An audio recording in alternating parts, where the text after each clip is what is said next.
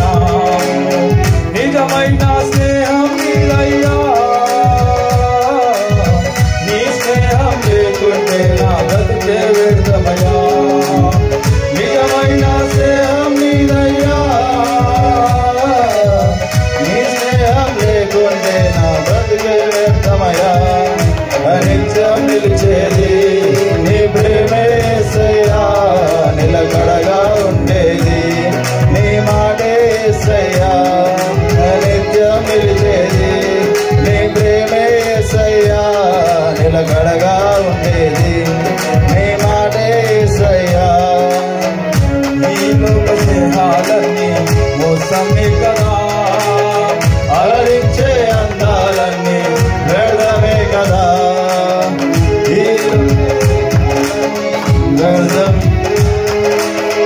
అలరించే అందాలన్నీ వ్యర్థమే కదా. నిజమైన స్నేహం నీదయ్యా, నీ స్నేహం లేకుంటే నా బ్రతుకే వ్యర్థమయ్యా. నిజమైన స్నేహం నీదయ్యా, నీ స్నేహం లేకుంటే నా బ్రతుకే వ్యర్థమయ్యా. నిత్యం నిలిచేది నీ ప్రేమే యేసయ్యా, నిలకడగా ఉండేది నీ మాటే యేసయ్యా. నిత్యం నిలిచేది నీ ప్రేమే యేసయ్యా, నిలకడగా ఉండేది నీ మాటే యేసయ్యా. నాతో నుండేది నీ స్నేహం యేసయ్యా, నాలో ఉండేది నీ పాటే యేసయ్యా. నాతో ఉండేది నీ స్నేహం యేసయ్యా, నాలో ఉండేది నీ పాటే యేసయ్యా. నిత్యం నిలిచేది నీ ప్రేమే యేసయ్యా, నిలకడగా ఉండేది నీ మాటే యేసయ్యా.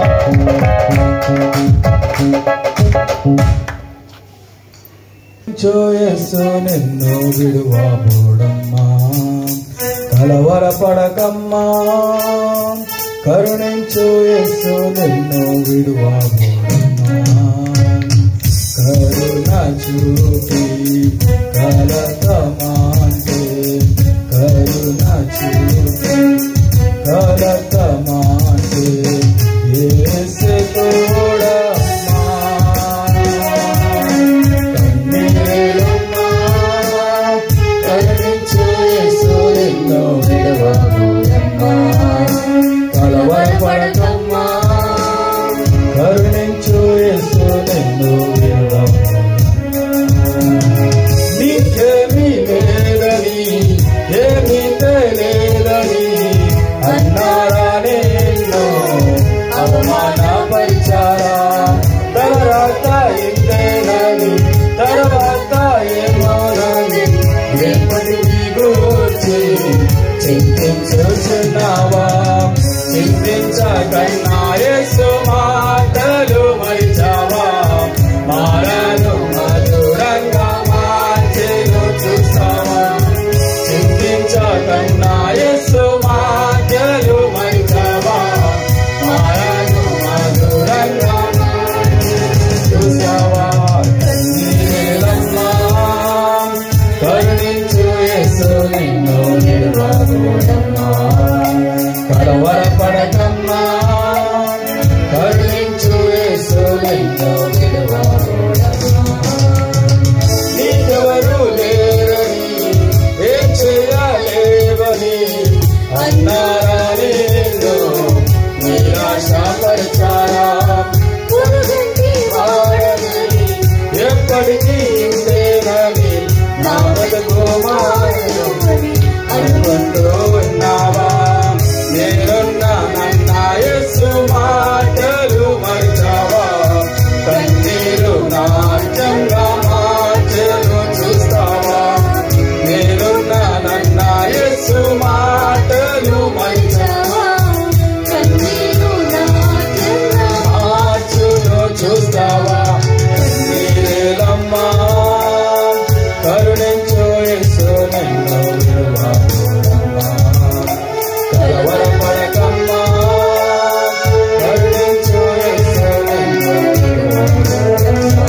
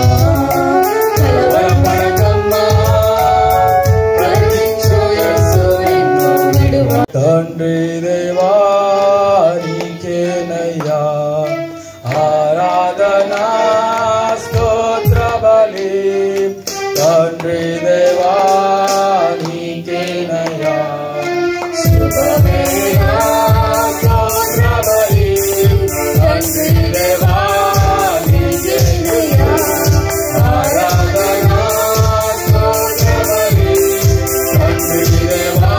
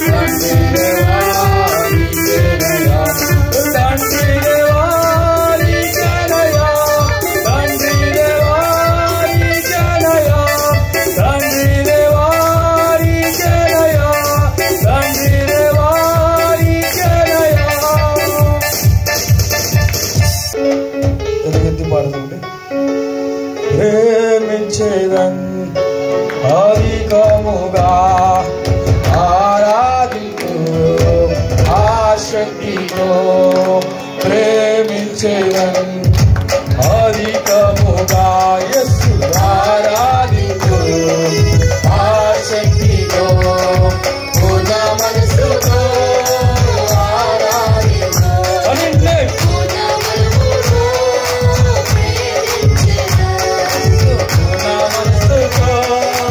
ఆరాధించు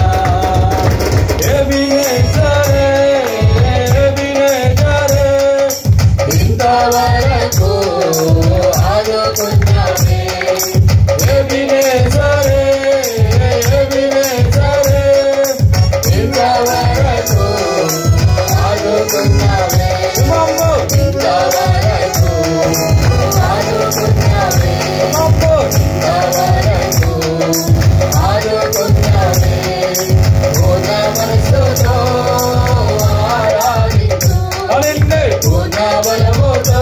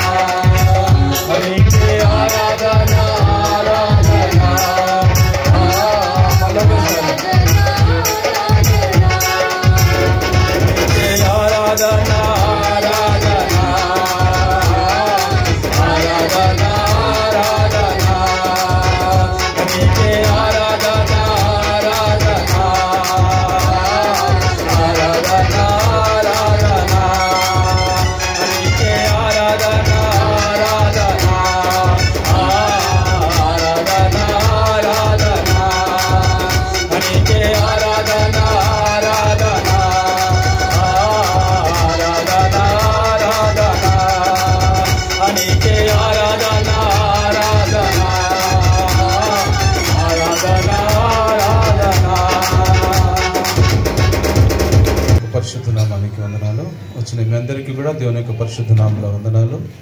కీర్తనల భాగము 95వ కీర్తన చదువుకుందాం. కీర్తనల భాగము పరిశుద్ధ బైబిల్ నుంచి 95వ కీర్తన. రండి యెహోవాను గూర్చి ఉత్సాహమును చేయుదము, మన రక్షణ దుర్గమును బట్టి సంతోష గానము చేయుదము. కృతజ్ఞతాస్తుతులతో ఆయన సన్నిధికి వచ్చేదము.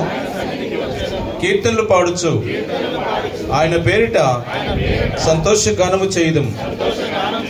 యెహోవా మహాదేవుడు, దేవతలందరికీ పైన మహాత్యము గల మహారాజు. భూమి ఆకాశ స్థలములు ఆయన చేతిలోనున్నవి, పర్వత శిఖరములు ఆయనవే. సముద్రం ఆయనది, ఆయన దాన్ని కలగజేసెను. ఆయన హస్తములు భూమిని నిర్మించెను. ఆయన మన దేవుడు, మనము ఆయన పాలించు ప్రజలము, ఆయన మేపు గొర్రెలము. రండి నమస్కారం చేసి సాగిలపడదము. మనల్ని సృజించిన యెహోవా సన్నిధిని మోకరించదము. నేడు మీరు ఆయన మాటను అంగీకరించిన ఎడల ఎంత మేలు. అరణ్యమందు మెరీబా యొద్ద మీరు కఠినపరుచుకున్నట్లు, మస్సా దినమందు మీరు కఠినపరుచుకున్నట్లు మీ హృదయములను కఠినపరుచుకొనకుడి. అచ్చట మీ పితరులు నన్ను పరీక్షించి శోధించి నా కార్యములు చూచిరి. 40 ఏండ్ల కాలము ఆ తరం వారి వలన నేను విసికి, వారు హృదయమున తప్పిపో ప్రజలు, వారు నా మార్గములు తెలుసుకోలేదని అనుకొంటిని. కావున నేను కోపించి వీరెన్నడను నా విశ్రాంతిలో ప్రవేశింపకూడదని ప్రమాణము చేస్తిని. చదవబడ్డ వాక్యము దేవుడు దీవించి ఆశీర్వదించి మహిమ పొందునుగాక. ఆమేన్. స్తోత్రము స్తుతి చెల్లింతుము నీకే సత్యదేవుడా, యుగ యుగాలకు ఆధారమా నీవే అద్వితీయుడా. స్తోత్రము స్తుతి చెల్లింతుము నీకే సత్యదేవుడా, యుగ యుగాలకు ఆధారమా యేసు నీవే మార్గం, నీవే జీవం, నీవే సత్యం, నీవే సత్యం. నీవే మార్గం, నీవే జీవం, నీవే సత్యం, నీవే సత్యం. స్తోత్రము స్తుతి చెల్లింతుము నీవే సత్యదేవుడా, యుగ యుగాలకు ఆధారమా మరణమైనను జగసంద్రమైనను నీ తోడు నాకున్న భయమేలను. శత్రు సైన్యమే నా ఎదుట నిలిచిన, శత్రువేళ బలమైన కోట నీవేగా. మరణమైనను జగసంద్రమైనను నీ తోడు నాకున్న భయమేలను. శత్రు సైన్యమే నా ఎదుట నిలిచిన, శత్రువేళ బలమైన కోట నీవేగా.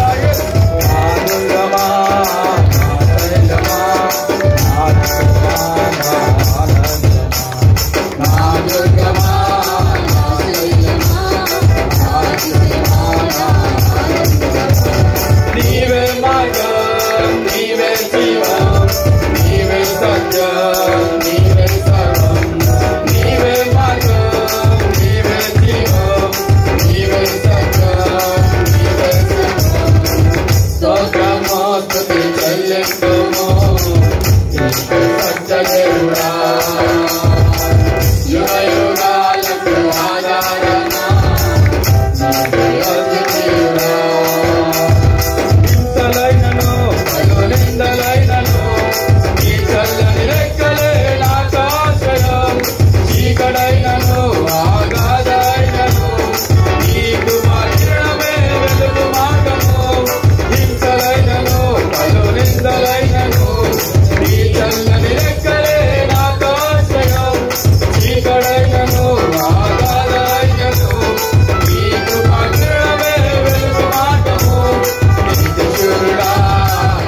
పోషకుడా వైద్యుడా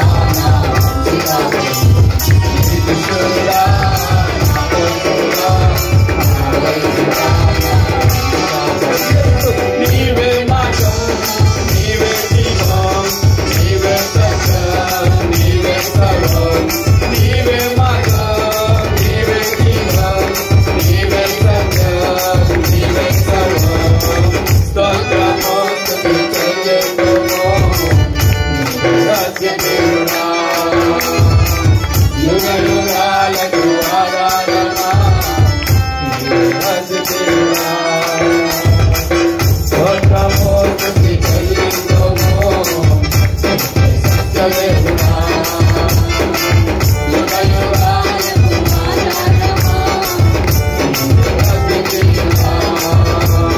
నీవే మార్గం నీవే జీవం నీవే సత్యం నీవే సర్వం నీవే మార్గం నీవే జీవం నీవే సత్యం నీవే సర్వం స్తోత్రము స్తుతి చెల్లించుము నీవే సత్యదేవుడా యుగ యుగాలకు ఆధారమా నీవే అద్వితీయుడా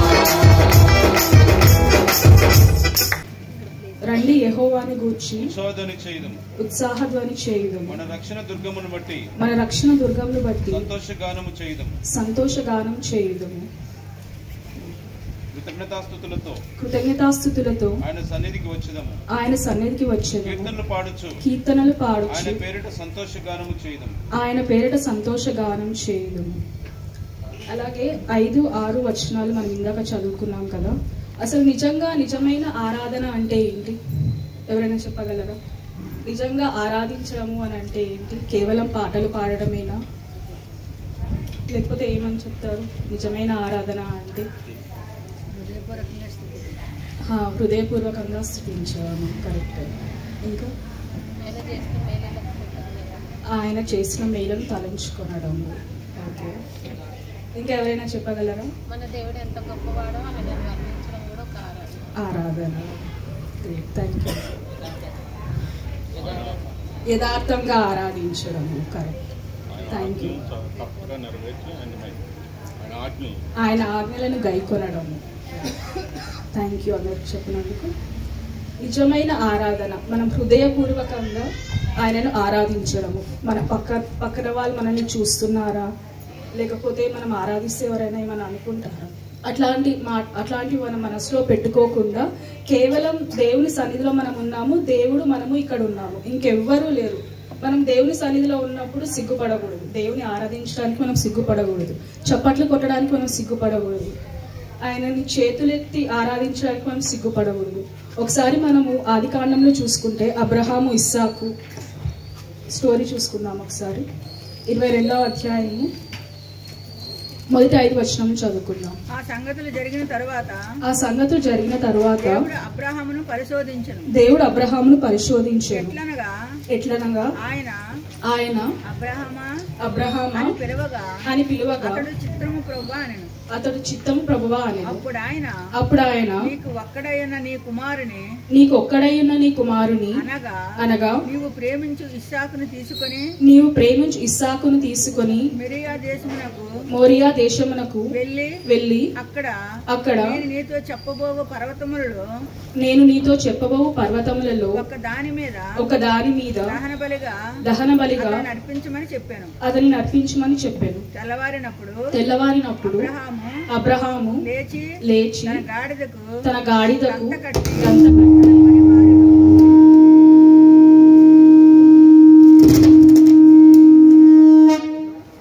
తన పనివారిలో ఇద్దరిని తన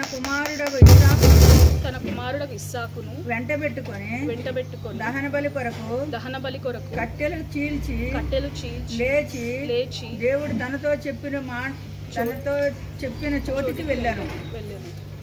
మూడవ నాడు అబ్రహాము కన్నులెత్తి దూరము నుండి ఆ చోటును చూచి తన పనివారితో మీరు గాడిదతో ఇక్కడనే ఉండండి, నేను ఈ చిన్నవాడు అక్కడికి వెళ్ళి దేవునికి మ్రొక్కి మరలా మీ యొద్దకు వచ్చేదమని చెప్పి దహన బలికి కట్టెలు తీసుకొని తన కుమారుడగు ఇస్సాకు మీద పెట్టి తన చేతితో నిప్పును కత్తిని పట్టుకొని పోయాను. వారిద్దరు కూడి. చాలా ఇక్కడ మనం చూసుకుంటే ఆదికాండం 22వ అధ్యాయంలో అబ్రహాము ఇస్సాకు కదా, తండ్రి కొడుకులు ఇద్దరు. అబ్రహాం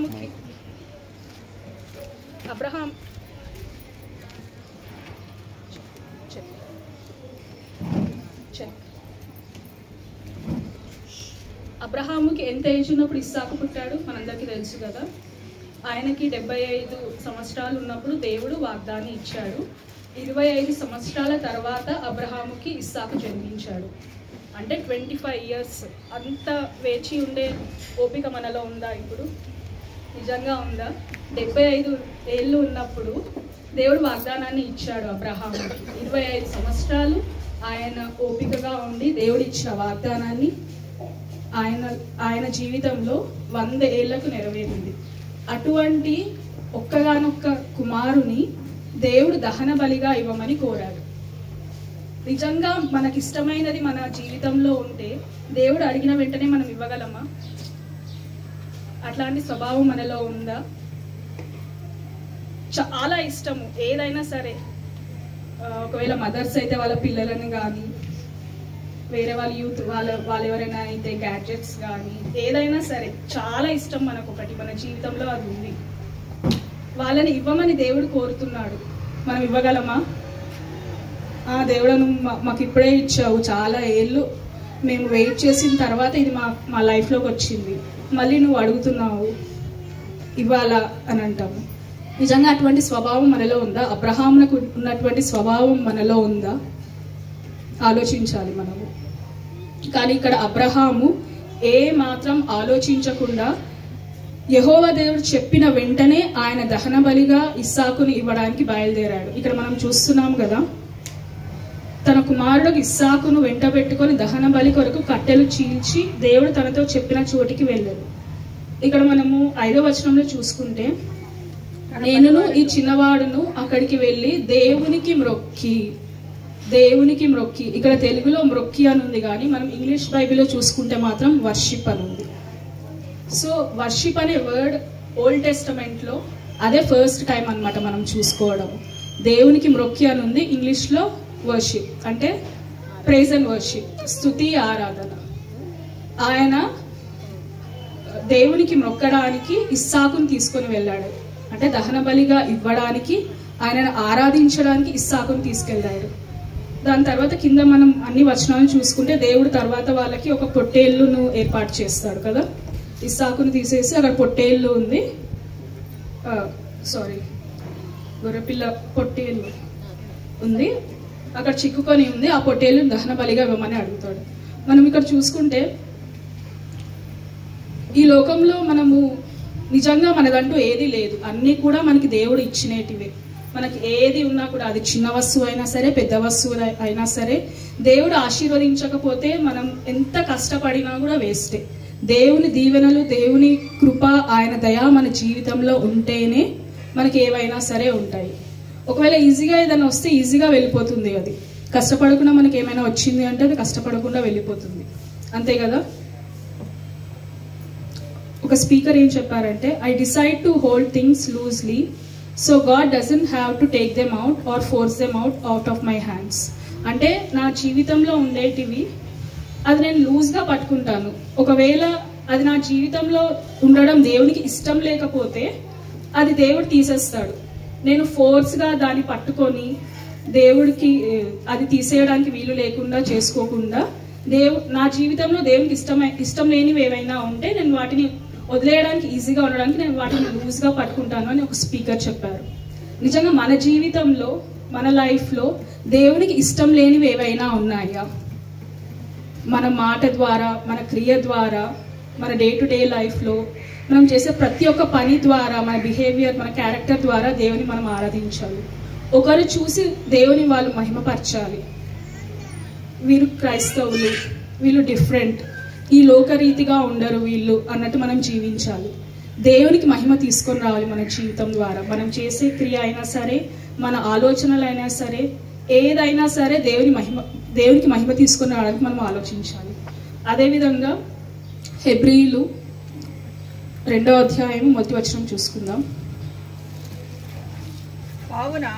కావున మనము వినిన సంగతులను విడిచిపెట్టి కొట్టుకొని పోకుండానట్లు వాటి యందు మరి విశేష జాగ్రత్త కలిగి ఉండవలెను.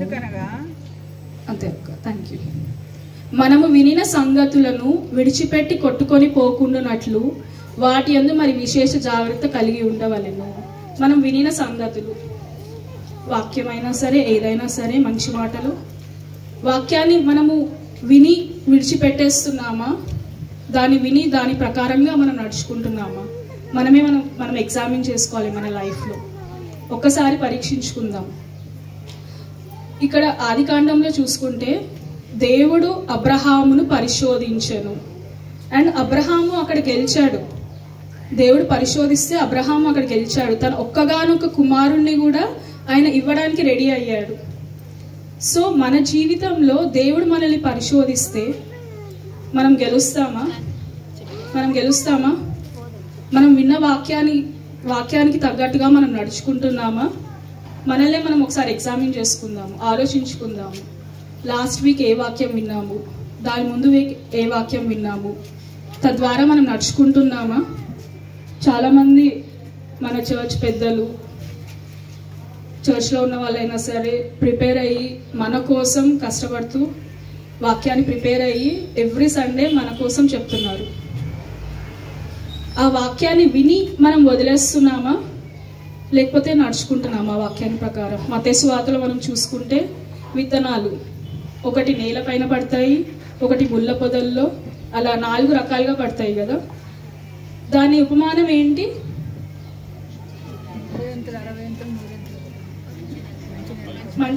మంచి నేల ఎలా ఉంటున్నాం మనము? మంచి నేల పైన పడ్డ విత్తనాలుగా ఉంటున్నామా, లేకపోతే ముండ్ల పొదలలో దారి పక్కన పడిన విత్తనాలుగా ఉంటున్నామా? విని వదిలేస్తున్నామా, దాని ప్రకారంగా నడుచుకుంటున్నామా? మనల్ని మనం పరీక్షించుకుందాము. అదేవిధంగా అసలు నిజమైన ఆరాధన అంటే ఏంటి? దానికి ఏం బౌండరీస్ లేవు, లిమిట్స్ లేవు. ఇంతసేపు ఆరాధించాలి అని, అంతసేపు ఆరాధించాలి అని, లేకపోతే ఈ టైంలోనే ఆరాధించాలి అని ఏమీ లేదు. మన దేవుడు కునుకడు, నిదురపోడు. ఆయన 24/7 ఆయన అవైలబుల్గా ఉంటాడు. ఏ టైంలో అయినా సరే, తెల్లవారుజామున అయినా సరే, మధ్యరాత్రిలో అయినా సరే, ఎప్పుడు ఆరాధించినా కూడా ఆయన రెడీగా ఉంటాడు. మనం ప్రార్థన చేసిన ఏ టైం అయినా సరే, మనకి బైబిల్లో కూడా ఉంది, ఏ టైంలో అయినా సరే ప్రార్థన చేయొచ్చు. మనము ఉదయకాలంలో అయినా సరే, రేయి మొదటి జామున అయినా సరే, సాయంకాలమున అయినా సరే ప్రార్థన చేయొచ్చు అని కీర్తనల్లో మనకి సెలవిస్తుంది. సో ఆరాధన కూడా అంతే, ఏ టైంలో అయినా సరే మనం ఆయనని ఆరాధించవచ్చు. అంటే టైం లిమిట్ కూడా మనకి లేదు. మనకి ఇక్కడ చర్చ్లో మనకి టైంని బట్టి మనం చూసుకుంటున్నాం, కానీ ఒకవేళ మనం ఇంట్లో ఉంటే ఆయనని ఎప్పుడైనా సరే మనం ఆరాధించవచ్చు. మన వర్క్ ప్లేస్లో అయినా సరే, మనం స్కూల్స్ కాలేజెస్కి వెళ్తున్నప్పుడు అయినా సరే, మనం బస్సులో ట్రావెల్ చేస్తున్నప్పుడు అయినా సరే, పాటల ద్వారా ఆయనని మహిమపరచచ్చు, ఆయనని ఆరాధించవచ్చు. అలాగే మన జీవితంలో మనము దేనికి ఎక్కువ ప్రయారిటీ ఇస్తున్నాము? దేవునికి ఎక్కువ ప్రయారిటీ ఇస్తున్నామా? దేవుని మహిమపరుస్తున్నామా? ఆరాధిస్తున్నామా? మన జీవితంలో దేవునికి ఇష్టం లేనిది ఏదైనా ఉందా? ఒకసారి ఆలోచించుకుందాము. మన జీవితంలో దేవుని కంటే వేరే వాళ్ళకి ఎవరికైనా దేనికైనా ఎక్కువ సమయం గడుపుతున్నామా? వాళ్ళకి ఎక్కువ ప్రయారిటీ ఇస్తున్నామా? ఆలోచించుకుందాం. ప్రయారిటీ వైజ్ మనం చూసుకున్నామంటే ఫస్ట్ మనము దేవునికి ఎక్కువ ప్రయారిటీ ఇవ్వాలి. ఫస్ట్ ప్రయారిటీ ఏదైనా సరే మనం దేవునికి ఇవ్వాలి. దాని తర్వాతనే ఫ్యామిలీ అయినా సరే, ఫ్రెండ్స్ అయినా సరే, ఎవరైనా సరే, మన చిల్డ్రన్, లైఫ్ పార్ట్నర్ ఎవరైనా సరే, దాని తర్వాతనే వస్తుంది. గాడ్, ఫ్యామిలీ, మినిస్ట్రీ, మనం సేవకి కూడా మనం ప్రాముఖ్యత ఇవ్వాలి. ఎప్పుడు అందరూ యాగబంకులు పాపం మనల్ని అడుగుతూనే ఉంటారు, వెనస్డే రోజు, ఫ్రైడే రోజు వాక్యం చెప్పండి, సహకరించండి అని.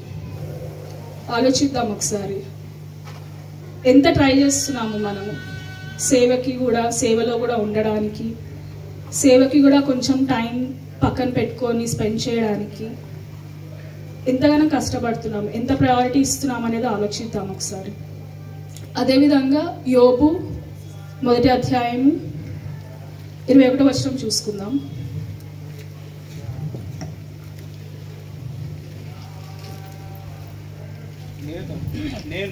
నేను నా తల్లి గర్భంలో నుండి దిగంబరినై వచ్చి తిని దిగంబరినై అక్కడికి తిరిగి వెళ్ళేది. యెహోవా ఇచ్చెను, యెహోవా తీసుకొని పోయెను, యెహోవా నామమునకు స్తుతి కలుగును గాక. ఆమేన్.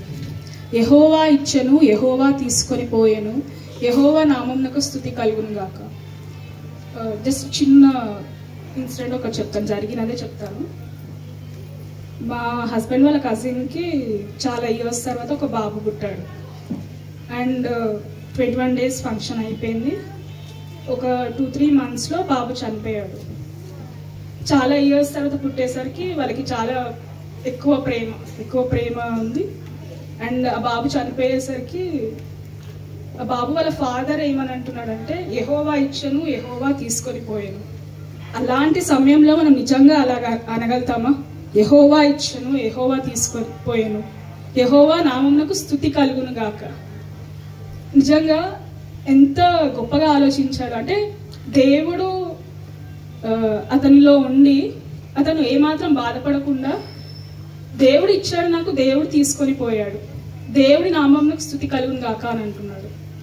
ఎంత మంచిగా అనిపించిందంటే, అంటే ఆత్మీయంగా అంత ఎదుగుతూ ఆయనలో ఉంటూ ఆయన దగ్గరికే కదా వెళ్ళాడు అని ఆయన తనని తాను ఓదార్చుకున్నాడు. అట్లాంటి సమయంలో మనం ఎలా ఉంటాము?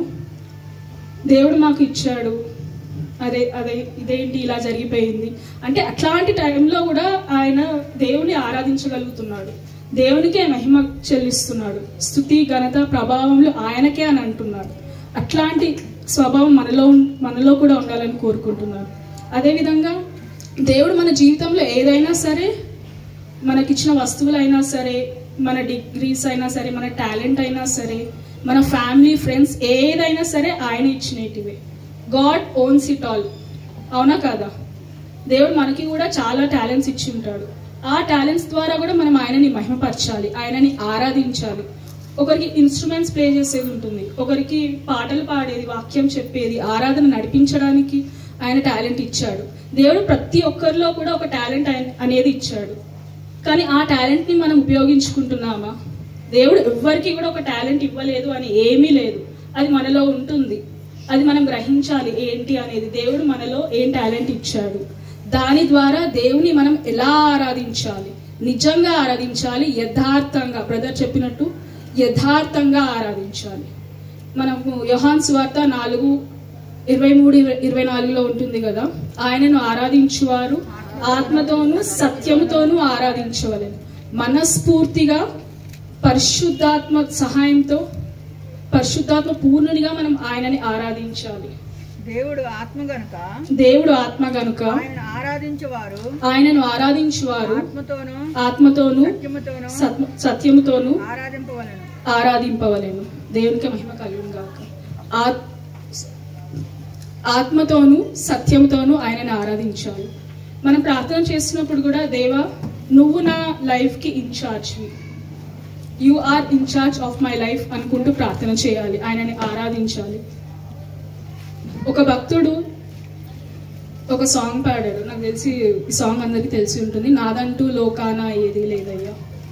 సాంగ్ తెలుసు కదా అందరికీ. ఒక్కసారి పాడుకుందాము, ఒక చిన్న వచనం ఒకటి పాడుకుందాము.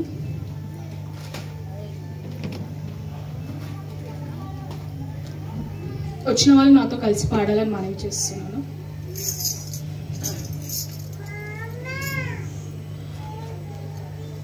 నాదంటూ లోకాన ఏది లేదయ్యా, ఒకవేళ ఉందంటే నీవిచ్చినదే ప్రభువా.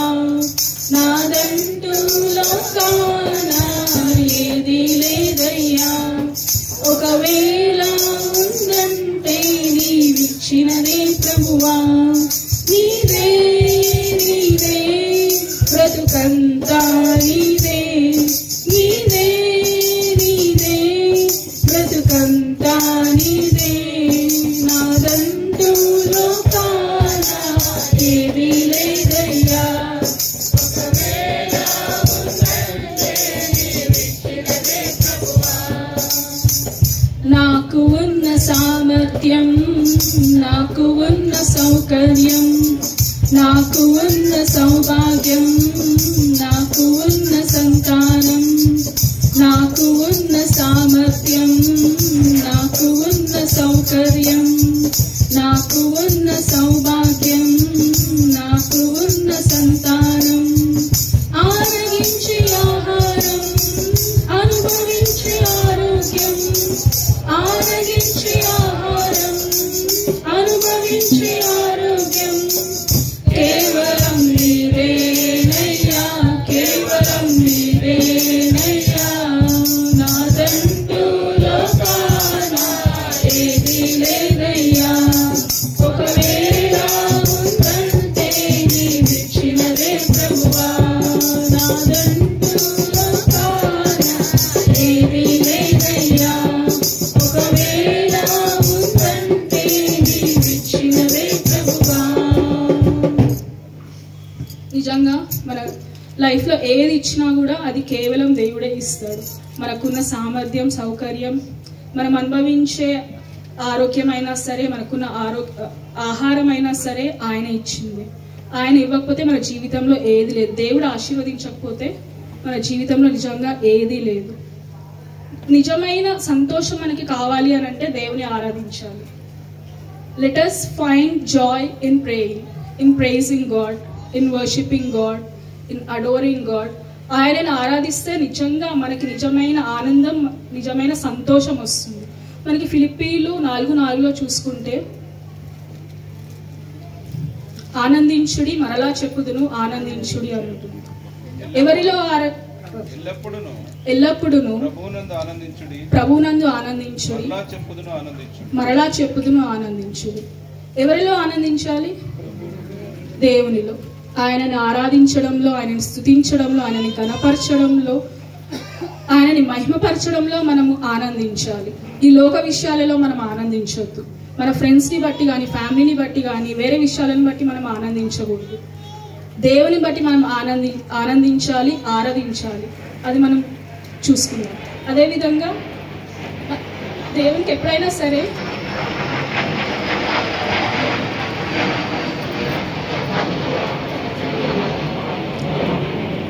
మనకి ఇష్టమైనది దేవునికి ఇవ్వాలి, మనకి అక్కర్లేనిది దేవునికి ఇవ్వకూడదు. ఎప్పుడైనా సరే మన జీవితంలో మనకి ఇష్టమైనది ఏంటో అది దేవునికి ఇవ్వాలి.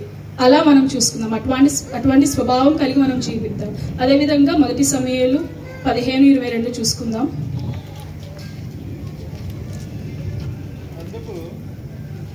లాస్ట్ వచనం చదవండి.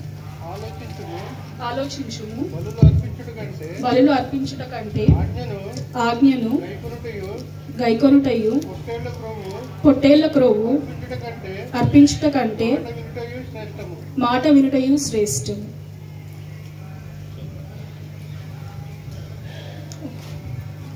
ఇంగ్లీష్లో మనం చూసుకుంటే obedience is better than sacrifice అని ఉంటుంది. అంటే బలులు అర్పించడం కంటే విధేయత కలిగి జీవించుట ద్వారా ఆయనని మహిమపరచగలము, ఆయనని ఆరాధించగలము. ఆయనను ఆయన తట్టు విధేయత కలిగి జీవించాలి. ఆయనను విధేయత కలిగి జీవించడం అంటే ఏంటి? ఆయన ఆజ్ఞలను పాటించడం. ఆయన ఆజ్ఞలు పాటిస్తే ఏమవుతుందని అంటుంది యోహాను సువార్త 15వ అధ్యాయంలో, మీరు నా ఆజ్ఞలు పాటించిన ఎడల మీరు నా స్నేహితులై ఉందురు. ఏమని సెలవిస్తున్నాడు యేసుక్రీస్తు ప్రభుల వారు యోహాను సువార్తలో మనకు చెప్తున్నారు. గైకొనుట మీరు నా ఆజ్ఞలు గైకొని ఎడల మీరు నా స్నేహితులై ఉందరు అని యోహాన్ సువార్తలో మనకి యేసుక్రీస్తు ప్రభుల వారు చెప్తారు. నిజంగా ఆయన ఆజ్ఞలను మనం పాటిస్తున్నామా? నిర్గమాకాండంలో 20వ అధ్యాయంలో మనకి 10 ఆజ్ఞలు ఉంటున్నాయి. అవి మన డే టు డే లైఫ్లో మనం పాటిస్తున్నామా? అవి పాటించడం ద్వారా కూడా మనం ఆయనని ఆరాధించవచ్చు, ఆయనని మహిమపరచవచ్చు. అలా ఉన్నామా లేదా అనేది మనం పరీక్షించుకుందాం. మన సమస్తాన్ని ఆయనకి ఇవ్వడానికి మనం రెడీగా ఉన్నామా? నిజంగా దేవుడు మనల్ని అడుగుతున్నాడు, నీకు ఇష్టమైనది నాకు కావాలి అని దేవుడు మనల్ని అడుగుతున్నాడు. ఇవ్వడానికి మనం రెడీగా ఉన్నామా? ఒకసారి మనల్ని మనం పరీక్షించుకుందాం. కొద్ది నిమిషాలు ఆయనని ఆరాధిస్తాము. మన పక్కన వాళ్ళు ఏమనుకుంటున్నారు అనేది ఆలోచించద్దు, ఎవరైనా చూస్తున్నారు అనేది మనం ఆలోచించకూడదు. దేవుని సన్నిధిలో ఉన్నాము, కేవలం ఆయన మనము ఉన్నాము. అందరము కూడా కొంచెం సేపు కళ్ళు మూసుకుందాం, కళ్ళు మూసుకొని ఆయనని ఆరాధిస్తాం. ఆయనే మన పోషకుడు. కొద్ది నిమిషాల మనం కళ్ళు మూసుకుందాము.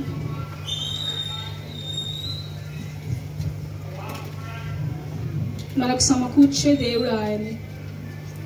Thank you Lord, thank you Lord, thank you lord. దేవా, మీరు మా జీవితాలు చేసే ప్రతి ఒక్క మేలుకే వందనాలు చెల్లించుకుంటున్నాం తండ్రి. ఆరాధించడానికి మాకు ఇచ్చిన అవకాశాన్ని బట్టి వందనాలు చెల్లించుకుంటున్నాము తండ్రి.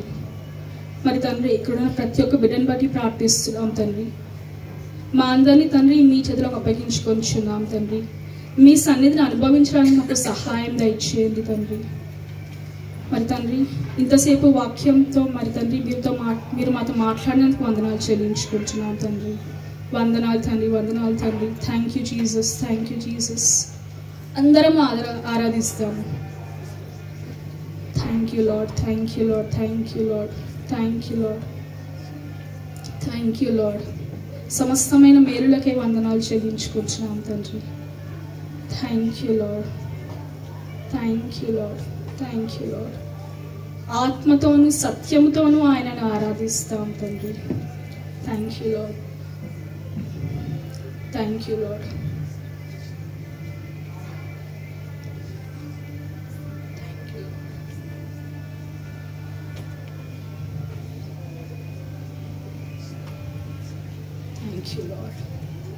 అవును తండ్రి, అబ్రహాముని అడిగారు తండ్రి ఇస్సాకుని బలిగా అర్పించమని తండ్రి. మరి తండ్రి, అబ్రహాము వెనకాడకుండా మరి తండ్రి ఒక్కగానొక్క కుమారుని ఇస్సాకుని మరి తండ్రి బలిగా అర్పించడానికి కూడా రెడీ అయ్యాడు తండ్రి. మరి తండ్రి, తద్వారా మీరే తండ్రి మహిమ పొందారు తండ్రి. మరి తండ్రి, అబ్రహాముని మరి తండ్రి పరిశోధించినప్పుడు తండ్రి ఆయన గెలిచాడు తండ్రి. మరి తండ్రి, మా లైఫ్లో కూడా మరి తండ్రి మాకు ఇష్టమైనవి తండ్రి మీరు మమ్మల్ని అడిగినప్పుడు తండ్రి మేము వెనకాడకుండా మీకు ఇవ్వడానికి సహాయం దయచేయండి తండ్రి. అవును తండ్రి, మీరు సమకూర్చే దేవుడు తండ్రి. ఆది కాండంలో తండ్రి యెహోవా ఈరే అని సెలవిస్తుంది తండ్రి. మై ప్రొవైడర్, సమకూర్చే దేవుడు. మాకు అన్ని సమకూర్చుతున్నారు తండ్రి. అందుని బట్టి వందనాలు చెల్లించుకుంటున్నాను తండ్రి.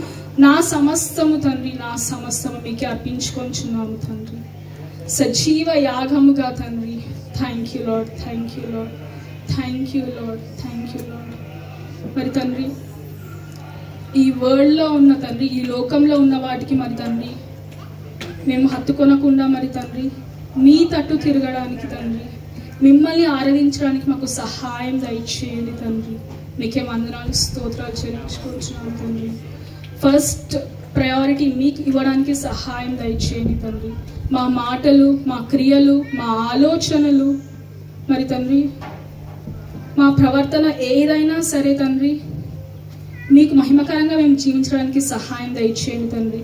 మేము చేసే ప్రతి పని ద్వారా మరి తండ్రి మీరే మహిమ తెచ్చుకోమని వేడుకొనిచున్నాము తండ్రి. అవును తండ్రి, మరి తండ్రి ఏ టైంలో ఆరాధించినా సరే తండ్రి మీరు మాతో ఉంటారని సెలవిచ్చారు తండ్రి. మరి తండ్రి మేము కూడా మరి తండ్రి ఏ టైం అని చూసుకోకుండా మరి తండ్రి మధ్యాహ్న కాలం అయినా సరే ఉదయకాలమైనా అయినా సరే తండ్రి మిమ్మల్ని ఆరాధించడానికి తండ్రి మిమ్మల్ని మహిమపరచడానికి మాకు సహాయం దయచేయమని వేడుకొంచున్నాం తండ్రి. మీరే మాకు సహాయం దయచేయమని వేడుకొంచున్నాం తండ్రి. Thank you lord. మా పనులన్నింటినీ సమకూర్చుకొని మా పనులన్నింటినీ తండ్రి చక్కదిద్దుకొని తండ్రి మరి తండ్రి మీతో కొంచెం టైం స్పెండ్ చేయడానికి మాకు సహాయం దయచేయమని వేడుకొంచున్నాం తండ్రి. అవును తండ్రి, పనులు అనుకోకుండా మరి తండ్రి సాతాను మమ్మల్ని మరి తండ్రి బిజీగా ఉంచడానికి చాలా ట్రై చేస్తూ ఉంటుంది తండ్రి.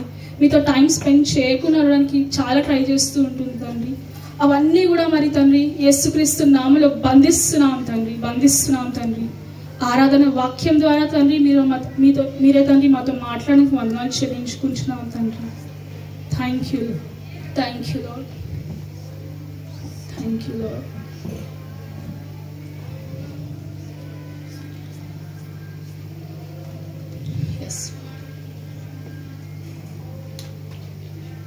యేసు స్వామి నీకే నేను నా సమస్తమిత్తును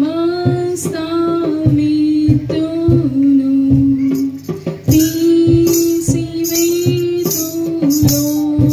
లోకయాశం యేసు చేర్చు మిత్రుడే నా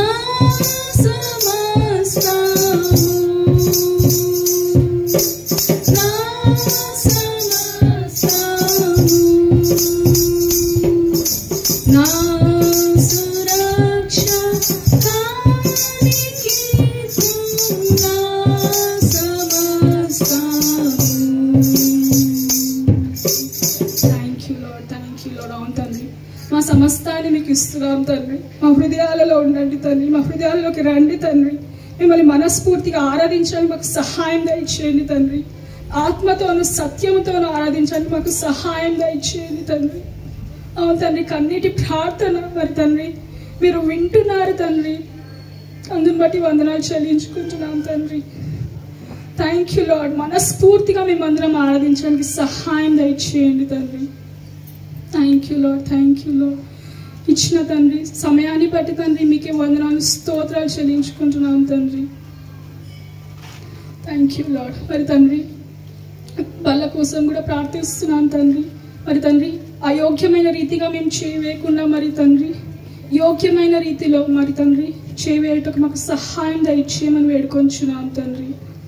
మీరు మాతో ఉన్నందుకు వందనాలు చెల్లించుకుంటున్నాం తండ్రి. మా పాపాలను క్షమిస్తున్నందుకు వందనాలు చెల్లించుకుంటున్నాము తండ్రి. మీకే మహిమ ఘనత ప్రభావం చెల్లించుకుంటూ మీరు చేసిన ప్రతి ఒక్క మేలుకే వందనాలు స్తోత్రాలు చెల్లించుకుంటూ మమ్మల్ని మేము తగ్గించుకుంటూ మీ నామాన్ని హెచ్చిస్తూ యేసు నామములో అడుగుచున్నాం తండ్రి. ఆమేన్. యబ్బేసు తన సహోదరుల కంటే ఘనము పొందిన వాడై ఉండెను. వేదన పడి ఇతని కంటినని అతని తల్లి అతనికి యబ్బేజు అని పేరు పెట్టెను. యబ్బేజు ఇశ్రాయేలీల దేవుని గూర్చి మొరపెట్టి నీవు నన్ను నిశ్చయముగా ఆశీర్వదించి నా సరిహద్దును విశాలపరిచి నీ చెయ్యి నాకు తోడుగా ఉండ దయచేసి నాకు కీడు రాకుండా దానిలో నుండి నన్ను తప్పించుము అని ప్రార్థింపగా దేవుడు అతడు మనవి చేసిన దానిని అతనికి దయచేసిన ప్రభా పరిశుద్ధాత్మ వాక్యం నీది ప్రభా. భక్తులు నీవాడు, నేను బోరను. నీ సిలువ చాటును మరుగుపరచండి. వాక్యం చక్కగా విశదీకరించడానికి ధ్యానం చేయడానికి సహాయం దయచేయండి. యేసు నామమున అడుగుచున్నాం తండ్రి. ఆమేన్. గాడ్ బ్లెస్ యు అమ్మా. ఈ యొక్క వాక్యాలు మీరు అనేక సార్లు విన్నారు. ఈరోజు ఒక విధంగా నా మటుకు మనం రీఫ్రెష్ అవుతాం. 2 వచనాలు ఉన్నాయి. యబ్బేసుని గురించిన ధ్యానాంశం ఇంకెక్కడ కనబడదు. ఎక్కడైనా ఉంటుందమ్మా? ఉందామా ఎక్కడన్నా? యబ్బేసుని గురించిన ధ్యానాంశం ఎక్కడ ఉండదు. అయితే మొదటి దినవృత్తాంతంలో 4:9-10 వచనాలు ఈ యబ్బేసుని గురించిన ధ్యానాంశం ఇంకెక్కడ ఉండదు. 2 వచనాలనే భగవంతుడు సడన్ గా పైన ఒక అంశం ఉంటుంది, కింద ఒక అంశం, ఈ మధ్యలోనే ఈ 2 వచనాలు పెట్టాడు. అయితే ఈరోజు నా దీనికి మనం చిన్న హెడ్డింగ్ ఏమి పెడతామంటే వేదన. ఏమమ్మా? వేదన నుండి మనకి ఘనత ఏ విధంగా వస్తుందో కూలంకషంగా 2-3 మాటలు మనం చూద్దాం. వేదన నుండి ఘనత అంటే మీరు యబ్బేజు అని అర్థం ఏంటమ్మా? యబ్బేజు అని వేదన పుత్రుడు. అలాగే రాహేలు చనిపోతూ ఒక పేరు పెట్టింది తన కుమారుడికి. ఏమని పేరు పెట్టింది? బెనోని అని పేరు పెట్టింది. బెనోని అనగా దుఃఖపుత్రుడు. చాలా వేదన పడుతుంది తల్లి.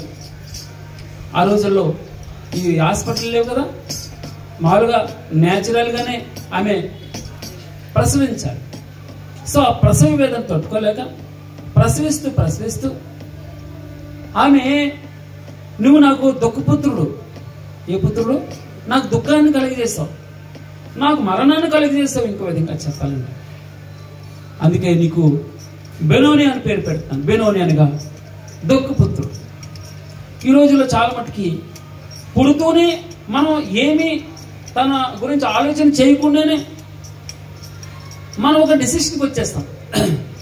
వీడి వల్లే జరిగింది. ఏదైనా ఉదాహరణకి చాలా మటుకి నేను ఎప్పుడైనా క్రికెట్, మా ఇంట్లో టీవీ లేదు, అప్పుడు 40 సంవత్సరాల క్రితం అని చెప్తున్నాను, 10 సంవత్సరాల వయసు. ఒకరింట్లో టీవీ ఉండేది అన్నాడు, బ్లాక్ అండ్ వైట్ టీవీ. అది యాంటీనా ఉంది. ఆ యాంటీనా ఆ డైరెక్షన్ ఎటు తిప్పితే అది ఎడ్రమని ఇలాగ ఊగుతూ ఉండే బొమ్మలు.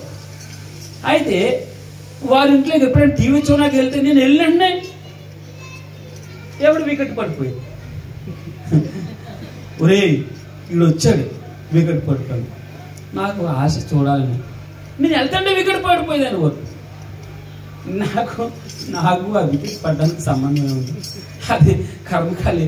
నేను వెళ్ళిన సమయానికి వికెట్ పడితే ఆ రోజులో వీళ్ళు కదా, కపిల్ దేవ్, ప్రభాకరు, ఇంకెవరు, అమ్మ రవి శాస్త్రి, ఇలా వాళ్ళు జిట్టు ఆడిపోడు కూడా నేను వెళ్ళేటప్పుడు వికెట్ పడిపోయి.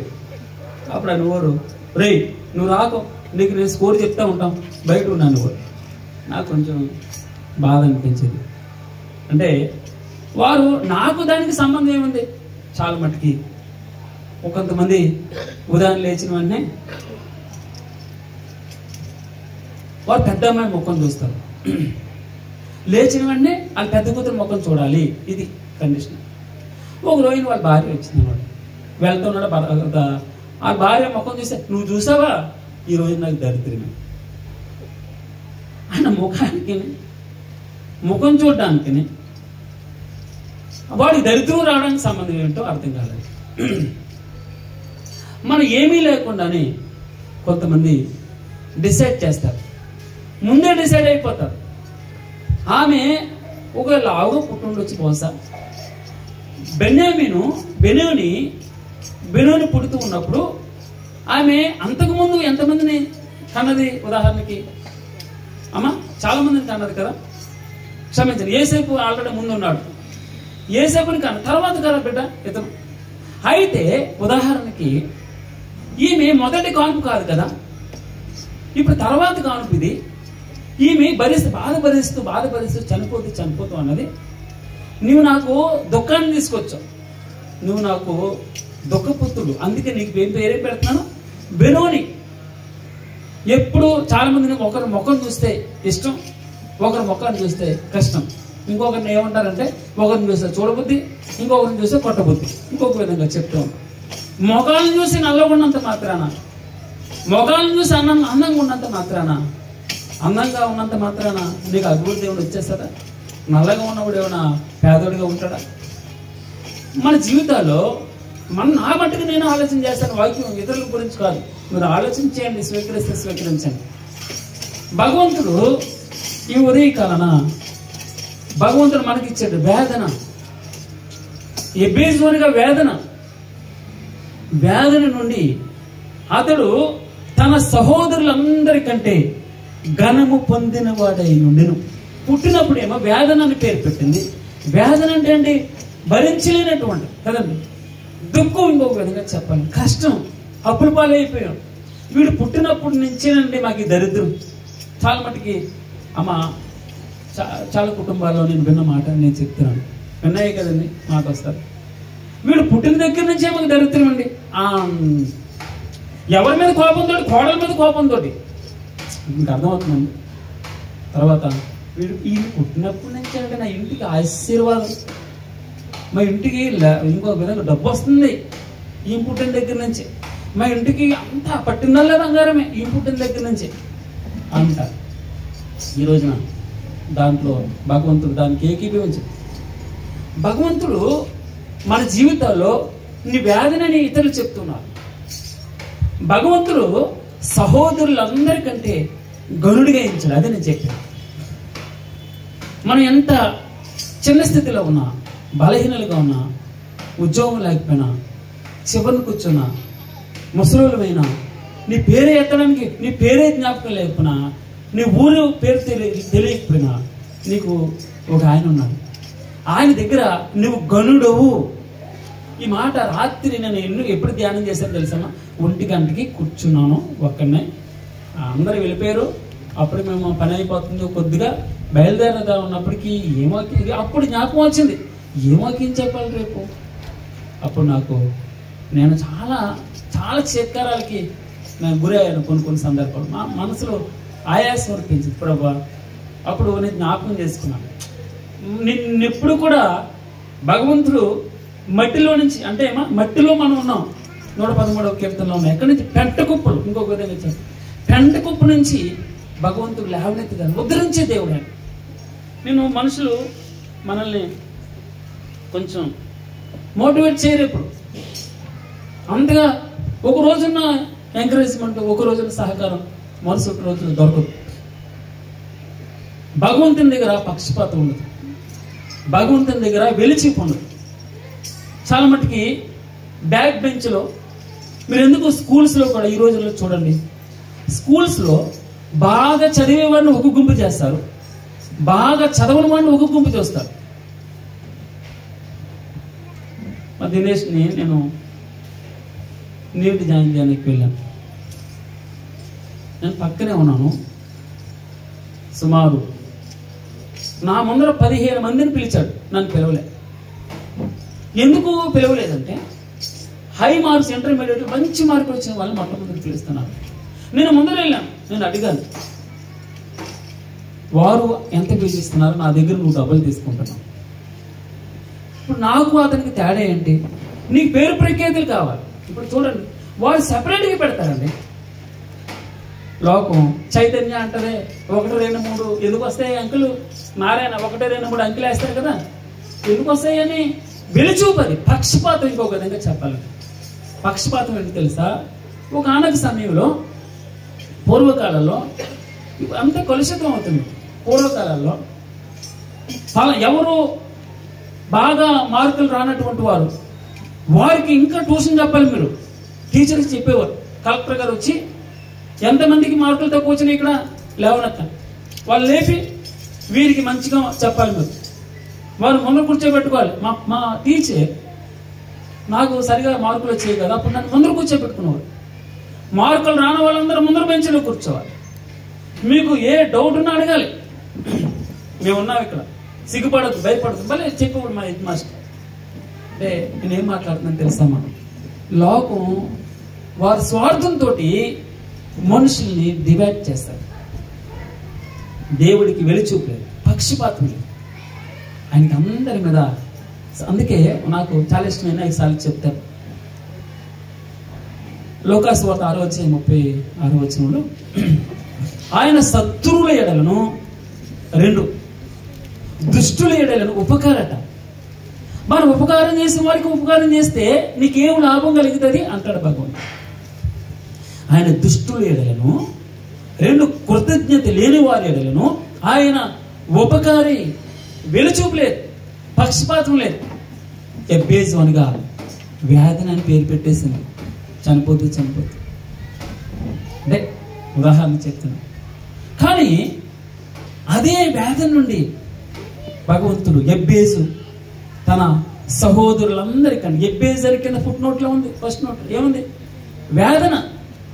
మన కుటుంబాల్లో కూడా మనకి పెద్ద ప్రాముఖ్యత ఉండకపోవచ్చు. మనకు డబ్బు తక్కువ ఉండొచ్చు, ఉద్యోగం తక్కువ ఉండొచ్చు. ఆ విషయాలను బట్టి మన కుటుంబాల్లో, బంధువుల్లో, స్నేహితుల్లో, పనిచేసే స్థలంలో మనకి దూరంగా ఒక దాన్ని ఏమంటారు పేరు పెడతారు. కానీ ఫుట్ నోట్లు ఏముంది? వేదన ఉంది. అదే వేదన నుండి ఎబ్బేజు తన సహోదరులందరికంటే ఘనము పొందిన వాడై ఉండెను. నేను ప్రొలాంగ్ చేయను, ఎందుకంటే ఈ యబ్బేజు ఘనత పొందిన వాడికి ఎలాగయ్యాడంటే స్తోత్రం ఒకటే. యబ్బేజు తన జీవితాన్ని తీసుకెళ్ళి భగవంతుని చేతిలో పెట్టాడు. స్తోత్రం. ఆయన చేతుల్లో 2 చిన్న చేపలు, 7 రొట్టెలు, క్షమించండి 5 రొట్టెలు 2 చిన్న చేపలు. ఆయన చేతుల్లో రొట్టెలు విరవబడ్డాయి. 5 × 2 10, 10 + 2 ఈ 12 పట్టికలు శిష్యుల చేతుల్లో పెట్టాడు భగవంతుడు. చిన్నవాడు ఎవరు వచ్చారు ముందరికి? చిన్నవాడు వచ్చాడు. చిన్ని చేపలు, 2 చిన్న చేపలు, 5 రొట్టెలు, ఎవల రొట్టెలు కదండి. ఎంతమందికి పంచారు? అది అంతా అయిపోయిన తర్వాత 5,000 మంది కదండి. 5,000 మంది పురుషులను రాయబడింది. స్త్రీలు ఎంతమంది? పిల్లలు ఎంతమంది? ముసలోళ్ళు ఎంతమంది? చిన్నపిల్ల 2-3 ఉంటారు కదా. ఎంత లెక్క పడిన 20,000 పైబడి. 2 చిన్న చేపలు, 5 యవల రొట్టెలు ఆయన చేతిలో పడ్డప్పుడు, భగవంతుడు ఆయన చేతిలో పడుతుంది. నేను చాలాసార్లు ఆరాధన స్టార్ట్ అయినప్పుడు ఒకరిద్దరు అన్నారు, ప్రభా ఆలోచన చిన్నది, భగవంతుడు మనకిచ్చే వాగ్దానం గనుడిగా మనల్ని తెస్తాడు. ఘనత వహించిన దానిగా నేను మారుస్తాడు. మనం చిన్నగా కనపడవచ్చు, అసలు లెక్కలేని తనం ఇతరులు చూస్తే, కానీ భగవంతుడు గనులుగా మనల్ని ఎంచిపోతున్నాడు, ఘనత తీసుకురాబోతున్నాడు. నా మట్టుకు నేను కూడా ప్రభా విరువము తండ్రి, నీ చిత్తం ప్రభా విరువము. ఆయన చేతుల్లో మనం ఉంటే మనం, అందుకే ఆయన చేతిలో పడ్డాడు. వేదన ఘనత తీసుకొచ్చాడు. అవమానం ఆ రోజుని యోహాను సువార్త 2వ అధ్యాయంలో మనం చూస్తాం. ఆ రోజు అవమానం, ఆ ఇంటికి అవమానం రాబోతుంది. కానీ అవమానం రాక ముందే అక్కడికి ప్రభు ఆహ్వానించబడ్డాడు. అంటే ఆయన చేతుల్లో పడ్డప్పుడు ఆ అవమానాన్ని అందరూ ముందేమో మంచి ద్రాక్షారసం పోస్తారు, మత్తుగా ఉన్నప్పుడు చెడ్డ కల్తీ ద్రాక్షారసం పట్టుకొచ్చి పోసేస్తారు. అయితే ఇక మీదట నీవు ఇంకా మంచి ద్రాక్షారసం ఉంచుకొని ఉన్నావు. ఆ ఇంటికి అవమానం రావాలి. అయితే అవమానం రాకముందే, కష్టం రాకముందే, ఇబ్బంది రాకముందే ఆ ఇంటికి ప్రభు ఆహ్వానించబడ్డాడు. వేదన అనగా యబ్బేజు అనగా వేదన ఆయన చేతుల్లోకి వెళ్ళింది.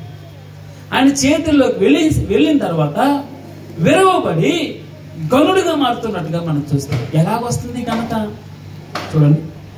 వేదన పడి ఇతని కంటినని అతని తల్లి అతనికి యబ్బేజు అని పేరు పెట్టాడు. రాహేలు బెనోని అని పేరు పెట్టింది. బెనోని అనగా దొక్కుపుత్రుడు. అదే బెనోని బెన్యామీనుగా మారాడు, కుడి చేతి పుత్రుడయ్యాడు. అర్థమవుతుందండి. దక్షిణ హస్తంలో నుంచి వచ్చిన పుత్రుడు, బలమైన వాడని యాకోబు పేరు పెడుతున్నాడు. అదే బెన్యామీను ద్వారా చచ్చిపోయే కుటుంబం యాకోబుతో పాటు అందరూ యోసేపు బెన్యామీను బట్టే వారందరిని పోషించాడు. గాడ్ బ్లెస్ యు మా. పరిశుద్ధ వాక్యం మన జీవితాల్లో మనకు ప్రేరణ వాడు, ఎవరో చెప్పే ఇన్స్పైర్ వర్డ్స్ కాదు. ఈ వాక్యం నీకు నాకు ప్రేరణ వాడు. మన జీవితాలు చాలాసార్లు వేదనతో ఉంటాయి. కుటుంబంలో వేదన లేని సమయం మనుషులకి ఏదో ఒక సమయంలో ఇబ్బంది పడతాం, ఏదో ఒక సమస్యతో బాధపడతాం. ఎందుకు ప్రభువా జీవితం ఎవరి కోసం అన్న మాట తప్పకుండా ప్రతి మనుషులు వస్తారు. భగవంతుని ఈ రోజున నీకు నాకు ఇచ్చే మాట, వేదన పడి ఇతని కంటిని అతని తల్లి అతను యబ్బేజు అని పేరు పెట్టినాడు. యబ్బేజు ఏం చేస్తున్నాడు చూడండి. 1, యబ్బేజు ఇశ్రాయేలుల దేవుని గూర్చి మొరపెట్టి అనగా ప్రార్థన చేస్తున్నాడు. ఆయన చేతిలో తన జీవితాన్ని పెడుతున్నాడు. ఏమంటున్నాడు తెలుసామా? అంటే అతను ప్రార్థన చేస్తున్నాడంటే అవి అతను లేవనే కదా కదండి. ఇప్పుడు ప్రభువా నాకు డబ్బు కావాలి అని నేను ప్రార్థన చేద్దాను, అర్థం ఏంటి? నాకు డబ్బు లేదనే కదా నేను ప్రార్థన చేసేది. మీరు ఆలోచించండి. ఒకటి, నీవు నన్ను నిశ్చయముగా ఆశీర్వదించి, మొదటి మాట. ఎంత బ్రాడ్గా ప్రార్థన చేస్తామని 9-10 వచనాలు ఉన్నాయి. మొదటి దినవృత్తాంతంలో 4వ అధ్యాయం. అయితే ఈ 2 వచనాల్లో నుంచి ఎంతో గంభీరమైన పాఠం భగవంతుడు నీకు నాకు నేర్పిస్తాడు. మీరు అనేకసార్లు విని ఉండవచ్చు కాక. అక్కడ నీవు నన్ను నిశ్చయం, ప్రతి మనిషి ప్రార్థించు ప్రభువా. అన్నీ సంపాదించుకున్నాడు. 2 భార్యలు ఉన్నారు, 2 దాసిలు అంటున్నారు, చాలా బలంగా ఉంది, చాలా గొర్రెలు ఉన్నాయి, గోదాములు ఉన్నాయి, ఎద్దులు ఉన్నాయి, అన్నీ ఉన్నాయి. అన్నీ ఉండి యెహోవా దగ్గరికి వచ్చాడు. యెహోవా దగ్గరికి వచ్చి, నన్ను ఒంటరిగా వచ్చాను కదా, ఒక కర్రతో దాటాను, ఇప్పుడు 2 గుంపులు అయినాయి అని భగవంతుడితో చెప్పుకుంటూ ఇప్పుడు ఒక క్వశ్చన్ అడుగుతున్నాడు. నీవు నన్ను ఆశీర్వదించితేనే తప్ప నిన్ను విడవును అన్నాడు. ఇదేంటి? ఆశీర్వాదం అంటే పిల్లలు కాదా? ఆశీర్వాదం అంటే డబ్బు కాదా? ఆశీర్వాదం అంటే ధనం కాదా? ఇంత ఆశ సంపాదించుకుని గుంపులుగా 2 గుంపులుగా వస్తున్నాను, అది ఆశీర్వాదం కాదా? చూడండి, ఆయన యాకోబు నీవు నన్ను ఆశీర్వదించితేనే తప్ప కదండి. మీరు ఆలోచించండి. యాకోబు ఏం పేరు? ఇశ్రాయేలీయులుగా మారిపోయాడు. ఏం పేరమ్మా యాకోబు అంటే? మోసగాడు, మోసగాడు. వీడు మోసగాడు. ఇశ్రాయేలీయుడుగా అనగా ఇశ్రాయేలుగా మారిపోయాడు, దీవెనగా మారిపోయాడు, ఆశీర్వాదంగా మారిపోయాడు, సంతోషంగా మారిపోయాడు. యెబేజు ఇశ్రాయేలు దేవుని గురించి మొరపెట్టి, నీవు నన్ను ఆశీర్వదించి, నువ్వు నన్ను ఆశీర్వదించాలి ప్రభా. ఆశీర్వాదం అంటే ఏంటి తెలుసమ్మా? ఆయన మనతో ఉండడమే ఆశీర్వాదం. స్తోత్రం. ఆయన చేతిలో మనం ఉండడం ఆశీర్వాదం అంటే. అందుకే భక్తుడు ప్రార్థన చేస్తాం కదా, నాకు చాలా ఇష్టమైన మాట. మీరు చిరాకు అనిపించవచ్చు, మీరు ఇన్నిసార్లు చెప్తున్నారని. 73-25 వచనంలో, ఆకాశమందు ప్రభువా నీవు నా కొండగా, లోకంలో ఏది వద్దు ప్రభువా, నీ చేతిలో నేను ఉంటే చాలు ప్రభువా, నీ దగ్గర నేను ఉండాలి. యోహాను యేసు ప్రేమించిన శిష్యులని పేరు పట్టుకొని రొమ్మున అనుకున్నాడట. ఎక్కడ స్థలం దొరకలేదండి. భగవంతుని రొమ్ముని ఆనుకొని తన గుండె చప్పుడిని వింటున్నాడు. భగవంతుని గుండె చప్పుడిని వింటున్నాడు అంటే అంతగా లీనం కావడం, అంతగా మమేకమైపోవడం, కలిసిపోవడం. ఆకాశమందు ప్రభువా నీవు తప్ప నాకెవరున్నారు, నీవు నాకుండగా లోకంలో ఏది వద్దు ప్రభు. ఎవరనే మాట? నిజంగా అతను దేవుని ఇష్టానుసారమైన వ్రాయబడింది. దేవుని హృదయాన్ని ఎరిగిన వాడు ఎవరు? దేవుని హృదయంలో ఉద్దేశాలన్నిటినీ నెరవేర్చేవాడు. దేవుని హృదయానుసారుడని అపోస్తలుల కార్యములు 22వ అధ్యాయంలో మనం చూస్తాం.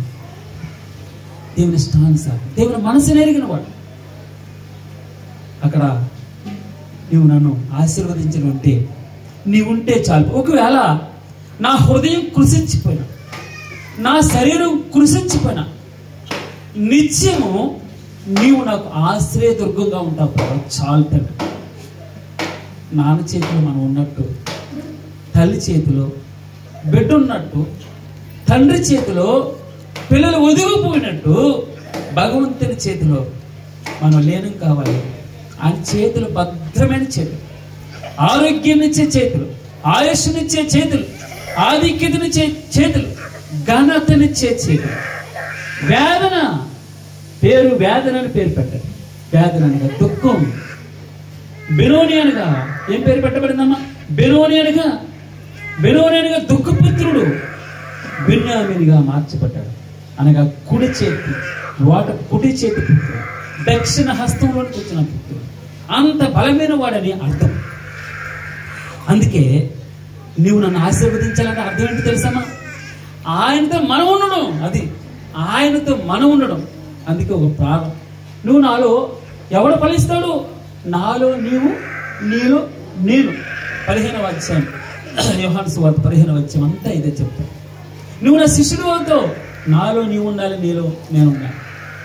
ఆయన వాక్యం మనలో ఉండాలి, మనలో కలిసిపోవాలి, మిళితమైపోవాలి. అందుకే మనం ప్రార్థన చేసి మిళితమైపోవడం అంటే అణువణువు ప్రభా, ప్రతి రక్త పొట్లో నీ వాక్యం మిళితమైపోవాలి. ఆ తలంపులన్నీ నీవే ఉండాలి. కూర్చున్నా, లేచినా, మాట్లాడినా ఆయనే మన సర్వస్వం అయిపోవాలి. అప్పుడు ఆశీర్వాదం మనల్ని నేర్పుతుంది.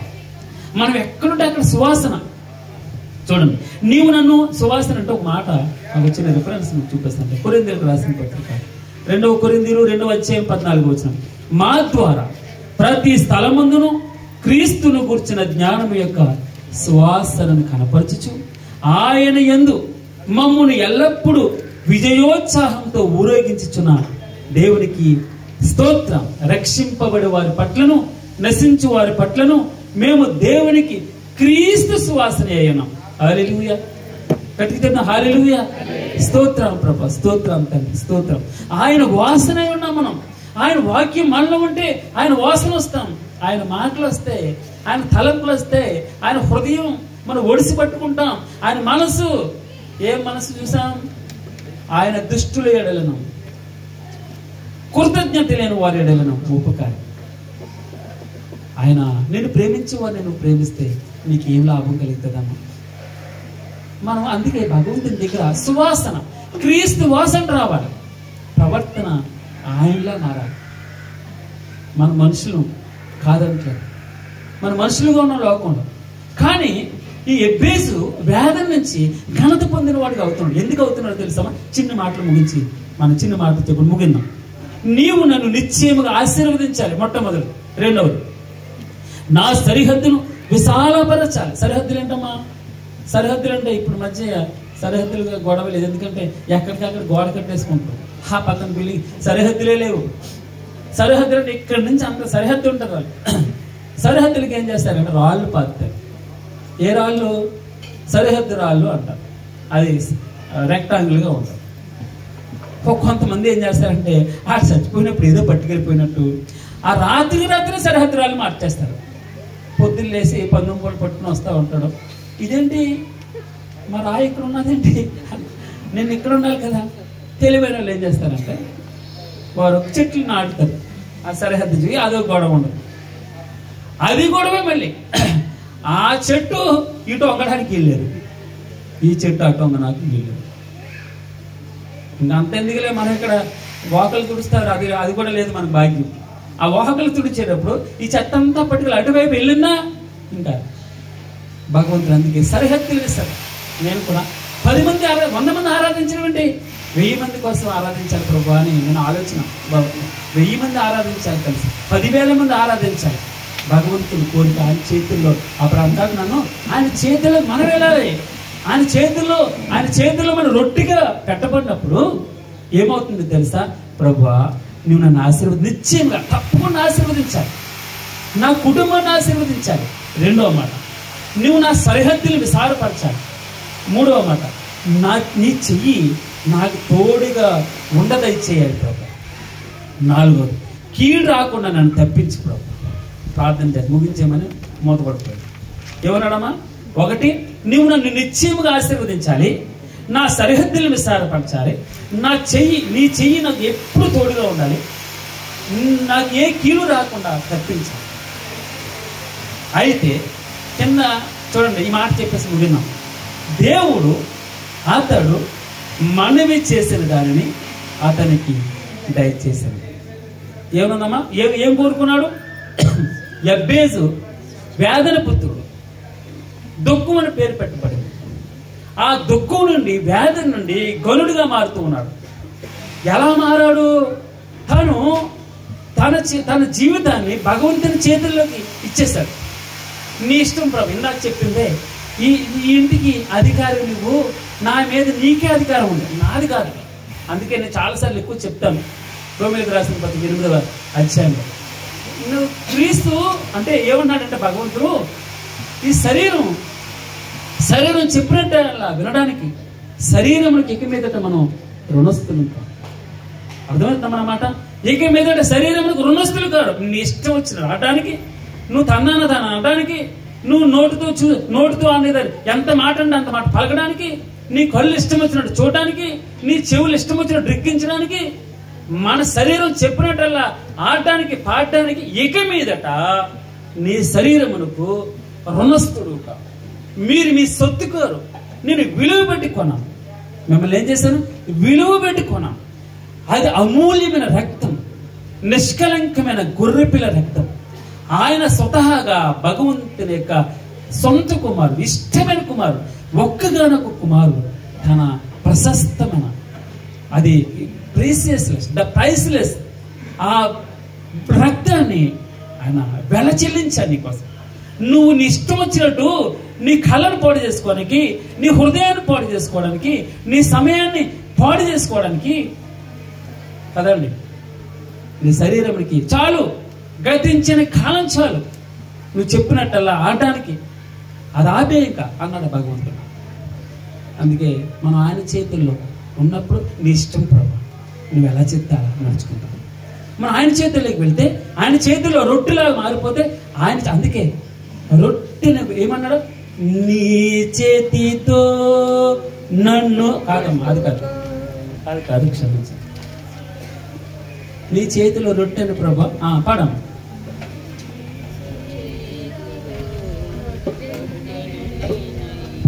వీరు అంటే పాడమ్మా. సరే మంచిదమ్మా. నీ చేతిలో రొట్టెను ప్రభువా విరువు తండ్రి, నువ్వు చెప్పినట్టల్లా వింటాను ప్రభు. ఇక అర్థమైంది. అందుకే ఈ వేదన అనే ఈ ఎబ్బేసు అనేది అనగా అర్థం వేదన, వేదన నుంచి ఘనత. అందుకే ఆయన చేతులు ఉన్నాడు కాబట్టి గొప్ప ప్రార్థన చేస్తున్నాడు. ప్రభు ఇంతవరకు నాకు ఆశీర్వాదం లేదు, నా సరిహద్దులు కొంచెమే సంకుచితంగా కొరచ ఇరికింట్లో ఉంటున్నాను ప్రభు. అలాగే నీ చెయ్యి ఇంతవరకు నాకు తోడుగా లేదు, కష్టమైపోతుంది, ఈ కీడులో ఉంటున్నాను. అందుకే ప్రభు వేదన అనే ఈ ఎబ్బేసి గరుడిగా మారుతున్నాడు. ఎందుకో తెలుసా? ప్రార్థన చేస్తున్నాడు భగవంతుడు. చూడన్నమ్మా, ఏమన్నాడు? నీవు నన్ను నిశ్చయముగా ఆశీర్వదించాలి. 1, 2 నా సరిహద్దును విశాలపరచాలి.